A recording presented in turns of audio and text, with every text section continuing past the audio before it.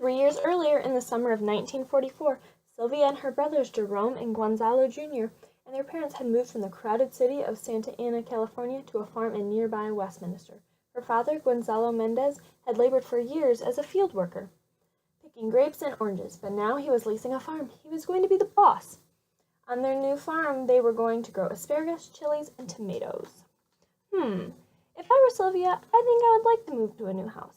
But what about school? I wonder if she's going to have to go to a new school.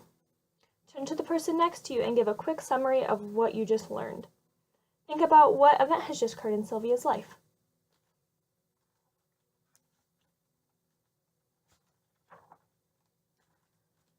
Rules are rules, said the secretary. The Mendez children have to go to the Mexican school.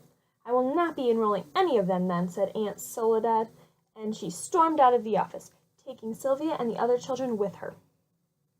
Something very interesting has just happened. I want everyone to think about how you would feel in this situation. Is anyone comfortable explaining what event just happened in Sylvia's life? If you were Sylvia, how would you feel? If I were Sylvia, I would feel very mad and confused. Why can't I go to the school that everybody else gets to go to?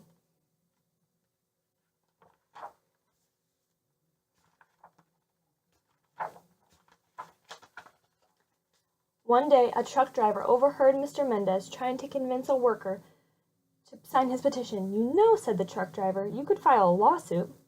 The truck driver told Mr. Mendez about a lawyer named David Marcus, who had filed a lawsuit on behalf of people in San Bernardino and had helped them interrogate the police pools there. At the time, not only were schools segregated, but also other public places as well, such as pools, parks, and movie theaters. Some businesses even had signs that read, "No dogs or Mexicans allowed." Mr. Mendez decided right then and there to hire Mr. Marcus, even if it meant having to spend all of his savings.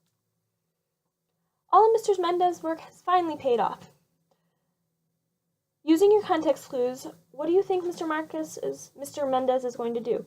Why do you think this isn't so important? Turn and talk to the person behind you and quietly discuss. Does anyone have any questions? Go. The school for the Mexican children sure was run down, but the other school is nice and spacious. If I were Mr. Mendez, I would want my children to go there too. I wonder what's going to happen.